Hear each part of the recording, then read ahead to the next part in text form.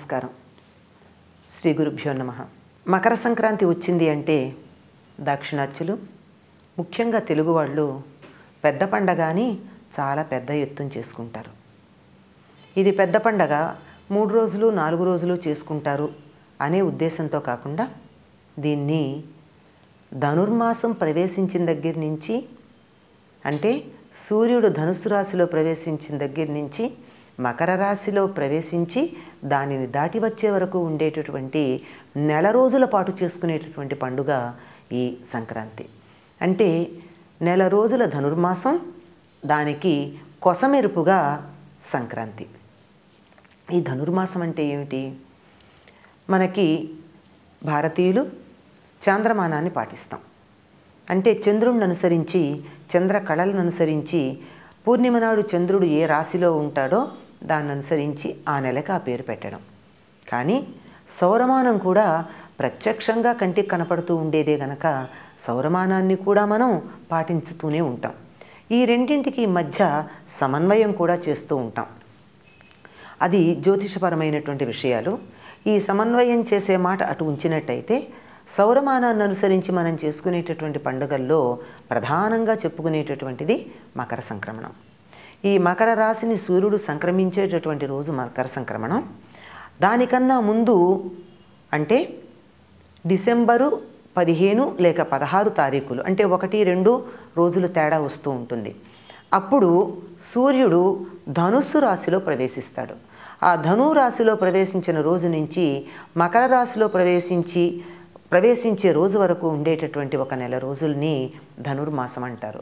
ధనుస్సు అంటే ఎక్కుపెట్టిన విల్లులాగా ఉంటుంది తప్ప ఇలా దానికి ఉన్నటువంటి నారిని ఊడదీసి గోడకి తగిలించినటువంటి విల్లులాగా ఉండదు. అంటే ఈ ధనుస్సు రాశిలో చేసేటటువంటి ఏ పని అయినా ఎక్కుపెట్టినటువంటి బాణంలాగా చాలా నేరుగా సూటిగా లక్ష్యానికి చేరుకుంటుంది. మానవుడి యొక్క జీవితంలో అన్నింటికన్నా ప్రధానమైనటువంటి లక్ష్యం ఏమిటి అంటే పరమాత్మని చేరుకోవడం. అలా పరమాత్మని చేరుకునేటటువంటి సాధనాల్లో కూడా గురి తప్పకుండా సాధకుడు పరమాత్మ దగ్గరికి వెళ్ళడానికి అనుకూలంగా ఉండేటటువంటి కాలం గనక ధనుర్మాసాన్ని మొత్తం కూడా సాధన చేస్తూ ఉంటారు. కాలస్వరూపుడైనటువంటి నారాయణుడికి మానవుల లెక్క ప్రకారం 1 సంవత్సరం జరిగితే 1 రోజు జరుగుతుంది. దాన్ని దేవమానం అంటారు.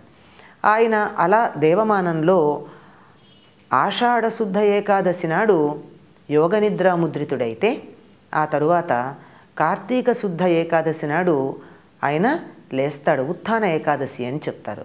అంటే యోగనిద్ర నుండి మెలకువ తెచ్చుకుంటాడు. అక్కడి నుంచి తలుపులు తెరుచుకుని బయటికి వచ్చేటటువంటి రోజుని మనం వైకుంఠ ఏకాదశిగా చెప్తాం. అంటే నిద్ర లేవంగానే వెంటనే తలుపులు తెరుచుకుని, పడక గది తలుపులు తెరుచుకుని బయటికి రారు కదండి ఎవరు. లేస్తారు, లేచిన తర్వాత మంచం మీద కూర్చుంటారు, నెమ్మదిగా అక్కడి నుంచి బయలుదేరతారు, గది తలుపులు తీసుకుని వస్తారు. అలా వచ్చేటటువంటి రోజుగా వైకుంఠ ఏకాదశిని చెప్తాం. ఈ వైకుంఠ ఏకాదశి కూడా ఈ ధనుర్మాసంలోనే వస్తుంది. ఈయన ఇలా తలుపులు తీసుకు రావడానికి సిద్ధంగా ఉండేటటువంటి సమయం అంతా రాత్రంతా విశ్రాంతి తీసుకుని మనసు ప్రశాంతంగా ఉంటుందేమో. ఆయన యొక్క అనుగ్రహాన్ని పొందడానికి దేవతలు ఋషులు అందరూ కూడా అక్కడే సిద్ధంగా ఉంటారు.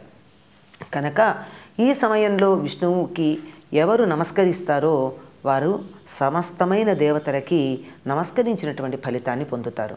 అటువంటి ఫలితాన్ని పొందడానికి తన్ని తాను సిద్ధం చేసుకుని పరమాత్మలో ఐక్యం కావడానికి సిద్ధమయ్యేటటువంటి సాధన చేసే కాలంగా ధనుర్మాసాన్ని చెప్తారు. ఇలా జరిగిందా అండి, ఇలా చేస్తే జరుగుతుందా అంటే అవును.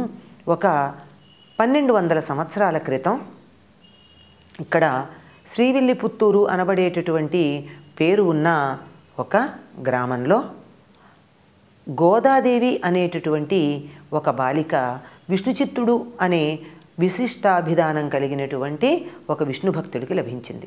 విశిష్టాభిధానం అంటే బిరుదం. ఆయన అసలు పేరు భట్టనాథుడు, తండ్రి గారు పెట్టినటువంటి పేరు. కానీ ఎప్పుడూ కూడా విష్ణువుని తన చిత్తమునందు ధరించి ఉంటాడు గనక ఆయనకి విష్ణుచిత్తుడు అని పేరు. విష్ణువుని తన చిత్తములో ధరించి ఉండడమే కాదు, విష్ణువు యొక్క చిత్తం కూడా ఈయనే. అంటే విష్ణువు ఎప్పుడు కూడా ఈయన గురించే తన మనసులో అనుకుంటూ ఉంటాడు, ఈయన విష్ణువు గురించే అనుకుంటూ ఉంటాడు.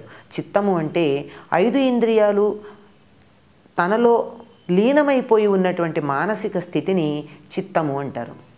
అంటే అక్కడ ఇంద్రియ వ్యాపారం లేకుండా ఇంద్రియాలు 5 కూడా మనసులో కలిసిపోయి ఉంటాయి. అలా అన్నీ కూడా కలిసి ఉండే ఆ స్థితిలో ఈయన మనస్సులో ఎవరుంటారు, ఈయన చిత్తంలో ఎవరుంటారంటే విష్ణువు. అంటే తనంతట తానుగా ఏ సంకల్పం చెయ్యడు, తనంతట తానుగా ఏ పని చెయ్యడు. భగవంతుడు ఆదేశించిన దాన్ని మాత్రమే చేస్తూ ఉంటాడు. భగవంతుని యొక్క ఆదేశం లేకపోతే ఏమీ చేయడు. తన సొంత సంకల్పం లేదు. సంప్రదాయంలో కైంకర్యము అంటారు. కైంకర్యము అంటే కింకరస్య భావం.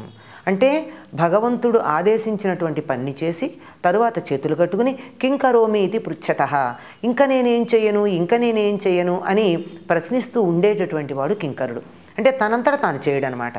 అటువంటి స్థితిలో ఉన్నటువంటి విష్ణుచిత్తుణ్ణి, భట్టనాథుణ్ణి, విష్ణుచిత్తుడు అనేటటువంటి బిరుదం కలిగినటువంటి ఆయన్ని మనకి గోదాదేవికి తండ్రిగా నిర్దేశించటం జరిగింది.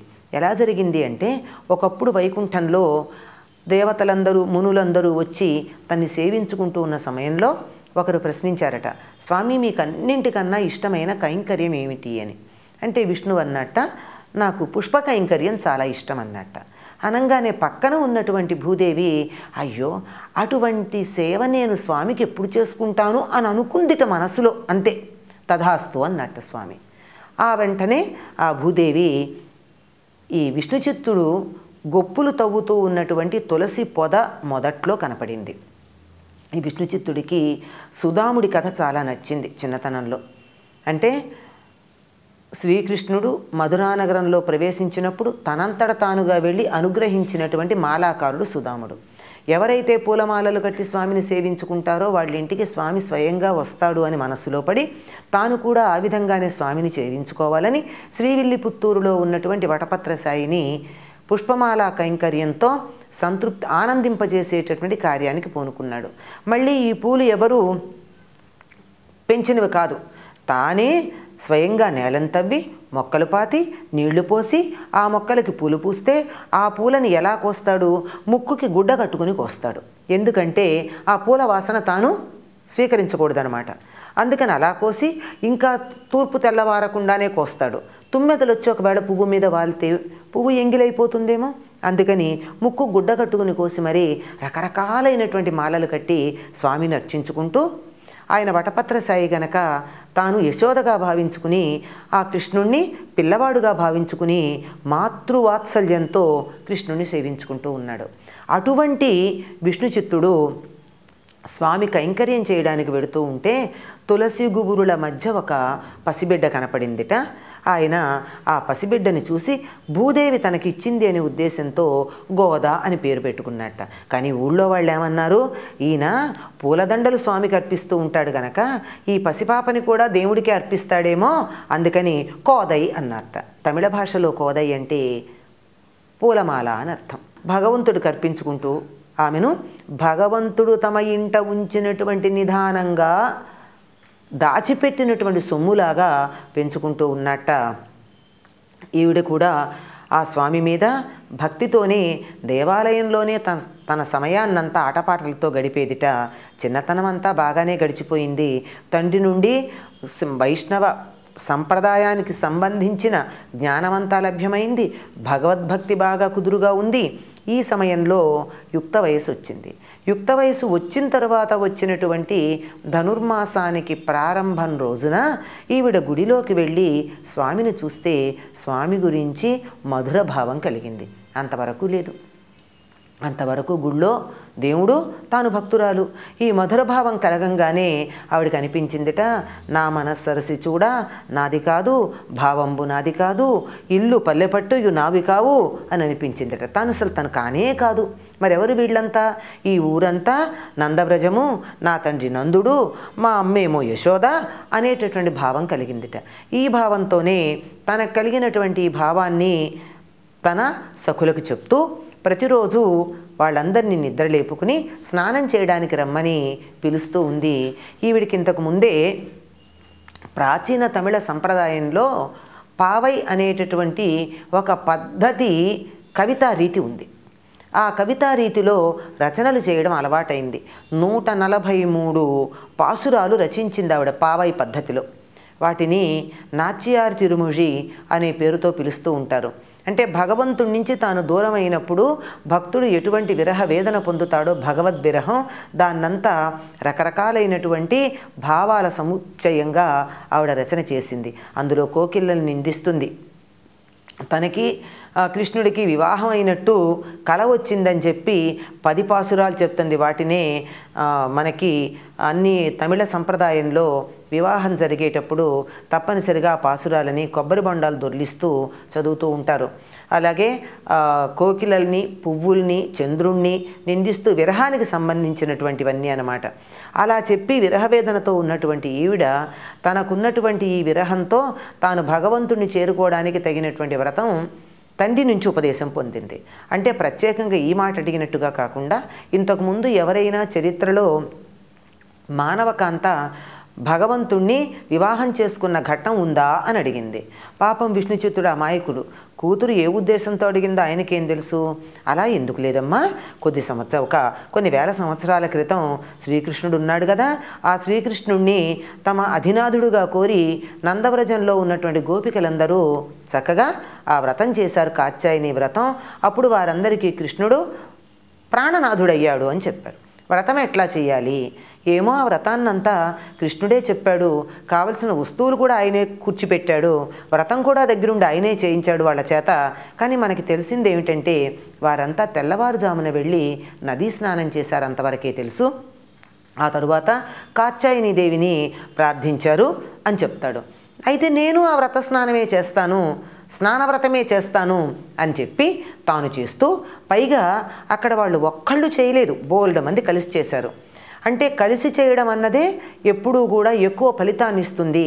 అంటే మధుర పదార్థాన్ని ఒక్కరూ తినకూడదండి, 10 మందితో పంచుకోవాలి. ఎంత బాగుందో చూడు అని చెప్పి పక్క వాళ్ళకి పెట్టినప్పుడే దాని యొక్క మాధుర్యం పెరుగుతుంది తప్ప ఒంటరిగా తింటే రుచి ఎలా ఉంటుంది, ఉండదు కదా.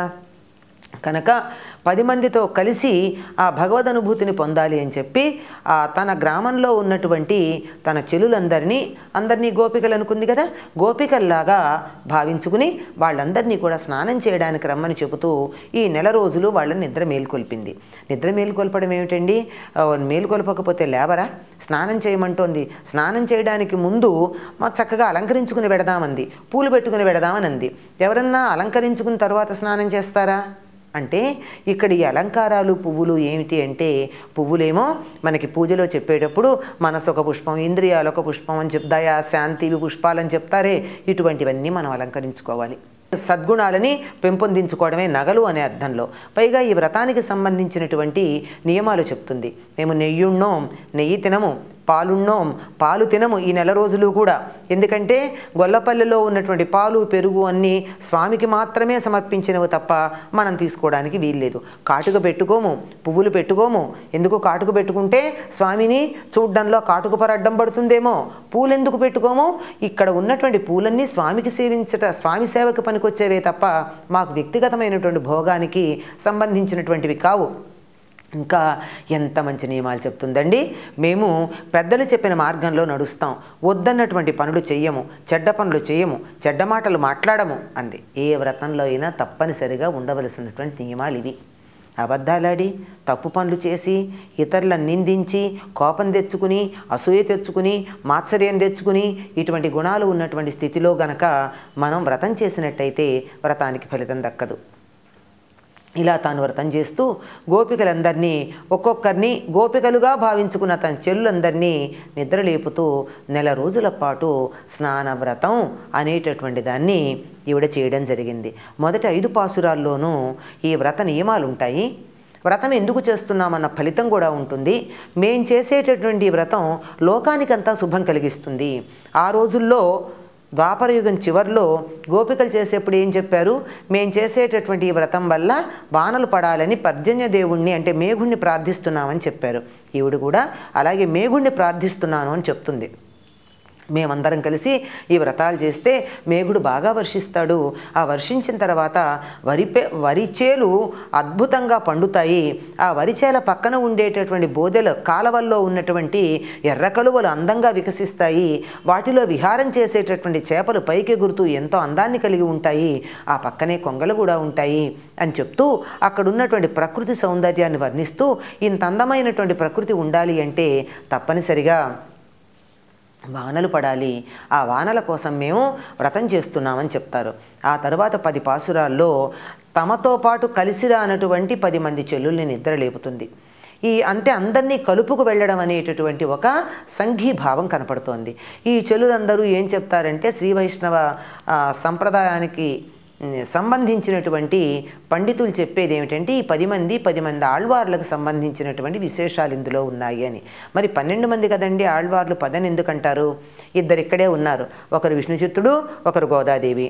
వీళ్ళిద్దరూ కాక మిగిలినటువంటి 10 మంది ఆళ్వార్లు. అలా 15 పాసురాలు అయిన తర్వాత అందరినీ కలిపి లేపుకొని వెడుతూ నందుణ్ణి, బలరాముణ్ణి, ఆఖరికి నందుడి గుమ్మం దగ్గర కాపలా ఉన్నటువంటి ద్వారపాలకుల్ని, బయట కాపలా ఉన్న ద్వారపాలకుల్ని, లోపల కాపలా ఉన్నటువంటి ద్వారపాలకుల్ని, వీళ్ళందరినీ కూడా నమస్కరించి వారిని కూడా ప్రార్థించి స్వామిని సేవించుకోవడానికి వెడుతున్నాము అని ఈవిడ ప్రబోధించటం ఉంది.